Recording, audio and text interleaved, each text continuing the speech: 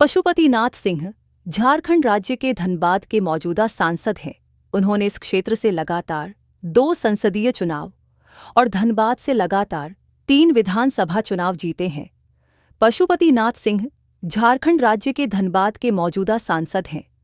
उन्होंने इस क्षेत्र से लगातार 2 संसदीय चुनाव और धनबाद से लगातार 3 विधानसभा चुनाव जीते हैं। जन्मतिथि 11 जुलाई 1949।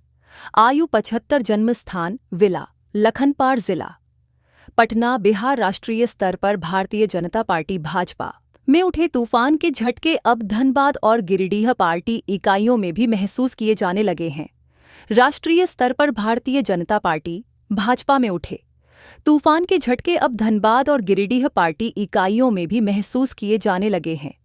धनबाद और गिरिडीह से भाजपा उम्मीदवार पशुपतिनाथ सिंह और रविंद्र पांडे को इस बार दोनों निर्वाचन क्षेत्रों में जिला इकाई के पदाधिकारियों के बीच आंतरिक लड़ाई के कारण मुश्किलों का सामना करना पड़ रहा है।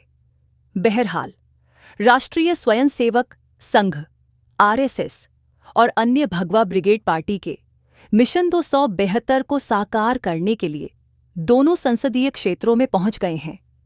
लेकिन बड़ा सवाल यह है कि क्या पदाधिकारियों की सक्रिय भागीदारी के बिना यह लक्ष्य हासिल किया जा सकता है? पार्टी के वरिष्ठ नेता राज सिन्हा, जिन्होंने पिछला विधानसभा चुनाव धनबाद से लड़ा था और कांग्रेस उम्मीदवार मन्नान मल्लिक से मामूली वोटों से हार गए थे, खुद को हाशिए पर महसूस कर रहे हैं, क्योंकि पार्टी में उनके प्रतिद्वंद्वी सत्येंद्र कुमार सिंह को 51 सदस्यीय लोकसभा चुनाव संचालन समिति का संयोजक बना दिया गया है। कोयला क्षेत्र में भाजपा की एक मजबूत ताकत रहे सिन्हा इस बार काफी निष्क्रिय नजर आ रहे हैं। हालांकि सिन्हा इसे खारिज करते हैं। झरिया विधानसभा क्षेत्र से भाजपा विधायक भी इस बार अनिच्छुक दिख रही हैं, क्योंकि उनके अपने देवर रामाधीर सिंह बहुजन समाज पार्टी के टिकट पर मैदान में हैं। इतना ही नहीं, इस सीट पर अपनी दावेदारी जताने वाली पूर्व केंद्रीय मंत्री रीता वर्मा भी प्रचार में कहीं नजर नहीं आ रही हैं। पार्टी के अंदरूनी सूत्रों के अनुसार वरिष्ठ नेताओं की अनुपस्थिति धनबाद में पीएन सिंह की नींद उड़ाने के लिए काफी है। गिरिडीह से पार्टी उम्मीदवार रविंद्र पांडे के सामने भी ऐसी ही स्थिति है, जिन्हें इस सीट पर अपनी हैट्रिक सुनिश्चित करना बहुत मुश्किल लग रहा है। पांडे ने दावा किया कि गिरिडीह में उनका घर ठीक है, लेकिन पार्टी के अंदरूनी सूत्रों ने खुलासा किया है कि भगवा ब्रिगेड के कई लोग उनकी चुनावी कब्र खोदने में व्यस्त हैं। वर्ष 2009 और 2014 में धनबाद से भाजपा के टिकट पर लोकसभा चुनाव जीतने वाले 2009 में भयंकर सत्ता विरोधी लहर के बावजूद उन्हें हैट्रिक पूरी करने की उम्मीद है। जुलाई में 67 साल के हो जाने वाले पशुपतिनाथ सिंह ने करीब आधी सदी तक सक्रिय राजनीति में कई भूमिकाएं निभाई हैं। 3 बार धनबाद से विधायक, 2 बार सांसद, राज्य भाजपा पार्टी के अध्यक्ष और राज्य कैबिनेट मंत्री रह चुके सिंह ने अपनी युवावस्था में कई नगरपालिका और छात्र चुनाव भी जीते हैं। 2019 में, जो उनके लगभग 5 दशकों के लंबे राजनीतिक करियर का लिटमस टेस्ट होने का वादा करता है, सिंह को उम्मीद है कि उनकी जीत का सिलसिला उनके अप्रभावी होने की अफवाहों के बावजूद जारी रहेगा। क्या भाजपा ने उन्हें विकल्पों की कमी के कारण कोयला और औद्योगिक केंद्र का प्रतिष्ठित टिकट दिया? मृदुभाषी सिंह इस बात से दृढ़ता से असहमत है।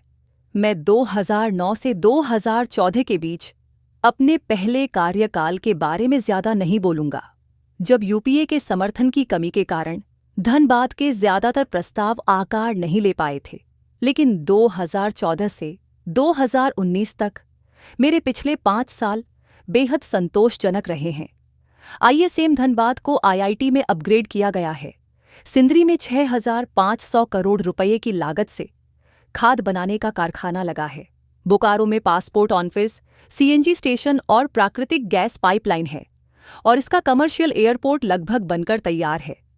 धनबाद में हमने 1000 करोड़ रुपये की ग्रामीण जलापूर्ति योजना शुरू की है। हमने पूरे जिले में सड़कें बिछाई हैं। हमने विनोद बिहारी महतो कोयलांचल विश्वविद्यालय की स्थापना की है। दामोदर नदी पर एक पुल और कुमार डूबी में एक ओवरब्रिज बनाया है। धनबाद में बिजली पहुंच गई है। मेरे निर्वाचन क्षेत्र में 2 नए पावर ग्रिड, चंदनक्यारी और गोविंदपुर में हैं, यह बेबुनियाद है। निवेश की प्राथमिकताएं राज्य सरकार के सर्वेक्षणों के अनुसार तय की जाती हैं और उद्योगों से वंचित क्षेत्रों पर ध्यान दिया जाता है। लेकिन बोकारो के लिए कई निवेश प्रस्ताव आए, जो मेरी लोकसभा सीट के अंतर्गत आता है। मैं देवघर में एम्स का स्वागत करता हूं। संथाल परगना, देवघर इसके 6 जिलों में से एक है। में कोई भी बड़ा सरकारी या निजी अस्पताल नहीं था। जामताड़ा, दुमका, गोड्डा और पाकुड़ जैसे संथाल परगना जिलों के मरीजों को धनबाद के पीएमसीएच जाना पड़ता था। फिर से अस्पतालों के मामले की तरह प्रत्येक प्रस्ताव की आवश्यकता को समझना चाहिए। बोकारो में एक बेहतर हवाई पट्टी, बीएसएल हवाई पट्टी थी, जिसके आसपास खाली जगह थी। इसलिए बोकारो हवाई पट्टी को अधिक आसानी से एक वाणिज्यिक हवाई पट्टी में परिवर्तित किया जा सकता है। धनबाद के बरवादा में हवाई पट्टी में जगह की कमी है, लेकिन धनबाद में एक नए स्थान पर एक नया हवाई अड्डा बनने वाला है। आग से प्रभावित क्षेत्रों में लोगों की सुरक्षित स्थानों पर जाने की इच्छा बहुत महत्वपूर्ण है। पुनर्वास एक जटिल मुद्दा है और इसे किसी पर थोपा नहीं जा सकता। आग से प्रभावित क्षेत्रों में रहने वाले 1 लाख परिवारों में से आधे बीसीसीएल के कर्मचारी हैं, इसलिए उनका दायित्व बीसीसीएल पर है। मुझे यह भी लगता है कि मोनोलिथिक निर्माण तकनीकों के साथ पुनर्वास में तेजी आएगी, जिससे घर तेजी से बनेंगे, बिल्कुल नहीं। रे लव। धनबाद के सांसद पीएन पशुपतिनाथ सिंह दिल्ली से स्टडी एच मार्ग की यात्रा करते हुए धनबाद पहुंचे। लगभग 20 दिनों से वह दिल्ली में फंसे हुए थे। सांसद के द्वारा दिल्ली से धनबाद तक यात्रा किए जाने की सूचना पाकर जिला प्रशासन ने उन्हें होम क्वारंटाइन में रहने को कहा है।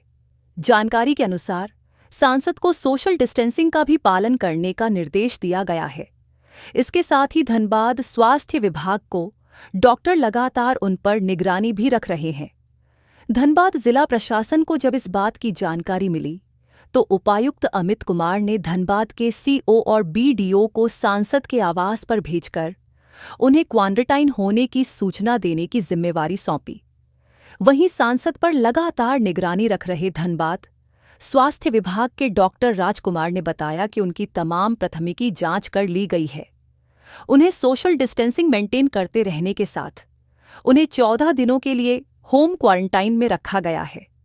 बता दें कि अभी लंबी दूरी तय करने वालों को क्वारंटाइन में रख उनका मेडिकल चेकअप कराया जा रहा है। लोकसभा का सत्र चलने के कारण सांसद दिल्ली में थे और उसी बीच देश में संपूर्ण लॉकडाउन होने से ट्रेन सेवा सहित तमाम यातायात सेवा रद्द हो गई थी। इस कारण सांसद दिल्ली में ही फंस गए थे। निकट भविष्य में ट्रेन या हवाई मार्ग की सेवा बहाल होने की कोई संभावना नहीं देखते हुए और अपने स्वास्थ्य कारणों से सांसद पशुपतिनाथ सिंह मजबूरन सडडक मार्ग से ही धनबाद पहुंचे। उनके साथ उनके निजी सचिव भी थे। उन्हें भी होम क्वारंटाइन में रहने का निर्देश दिया गया है। बीजेपी की गारंटी वाली सीट धनबाद लोकसभा क्षेत्र फिलहाल होल्ड पर है। दावेदारों की धड़कनें घड़ी की सुई के अनुसार तेज हो रही हैं। अगला 24 से लेकर 36 घंटा धनबाद सीट पर उम्मीदवार की घोषणा के लिए महत्वपूर्ण हो सकता है। वैसे गुरुवार को बीजेपी के प्रदेश अध्यक्ष धनबाद में हैं और बैठक कर रहे हैं। मार्च को दिल्ली में होने वाली चुनाव समिति की बैठक टल गई है और अब यह 8 मार्च को निर्धारित की गई है। धनबाद के चौक चौराहों पर यह चर्चा तेज है कि वर्तमान सांसद पशुपतिनाथ सिंह को पार्टी कंटिन्यू करेगी अथवा बदलेगी। पशुपतिनाथ सिंह की जगह किसे टिकट मिलेगा, इसको लेकर कई तरह की चर्चाएं चल रही हैं। एक सूत्र का कहना है धनबाद बोकारो के विधायक जोर लगाए हुए हैं तो पूर्व मेयर शेखर अग्रवाल भी दौड़ धूप कर रहे हैं। इधर ये भी चर्चा है कि समरेश सिंह की बहू भी रेस में आ गई है तो कोडरमा के पूर्व सांसद रविंद्र राय का भी नाम उछल रहा है। हजारीबाग लोकसभा सीट पर जयंत सिन्हा का टिकट काटकर वहां विधायक मनीष जायसवाल को बीजेपी ने उम्मीदवार बनाया है। हजारीबाग में पार्टी के निर्णय से धनबाद बोकारो के विधायक उत्साहित जरूर है, लेकिन इनका यह उत्साह विश्वास में कम है। इतना तो तय है कि धनबाद सीट पर यदि उम्र की वजह से पशुपतिनाथ सिंह का टिकट काटता है तो किसी फॉरवर्ड क्लास को ही धनबाद से टिकट मिलेगा। चूंकि ओबीसी कैंडिडेट होने से कम से कम धनबाद में पार्टी को नुकसान हो सकता है। वैसे झारखंड के 11 सीटों पर बीजेपी ने जिन उम्मीदवारों की घोषणा की है, उनमें सिर्फ निशिकांत दुबे ही फॉरवर्ड क्लास से आते हैं। ऐसे में अगर पशुपतिनाथ सिंह का टिकट काटता है तो निश्चित रूप से किसी न किसी फॉरवर्ड कास्ट को ही यह टिकट मिल सकता है। वैसे धनबाद बीजेपी की गारंटी वाली सीट कही जाती है। 1991 से यदि 2004 को छोड़ दिया जाए तो धनबाद सीट से बीजेपी जीतती रही है। 2004 में कांग्रेस के ददई दुबे धनबाद से सांसद चुने गए थे। उसके बाद से लगातार 3 बार पशुपतिनाथ सिंह धनबाद से सांसद रहे हैं। कहा तो यह भी जाता है कि होल्ड पर रखे गए चतरा सीट पर यदि किसी राजपूत उम्मीदवार का चयन होता है तो धनबाद सीट पर उम्मीदवारी पशुपतिनाथ सिंह से छीन सकती है और फिर यहां किसी दूसरे उम्मीदवार का चयन पार्टी कर सकती है। वैसे बीजेपी का निर्णय हमेशा चौंकाने वाला हुआ है, इसलिए भी कोई यह कहने की स्थिति में है कि धनबाद लोकसभा से किसको टिकट मिलेगा। वैसे धनबाद सीट को होल्ड पर रखने का यही मतलब निकाला जा रहा है कि कुछ न कुछ मामला है जिसकी वजह से धनबाद जैसे सीट को होल्ड पर रखा गया है। निर्णय चौंकाने वाला हो सकता है।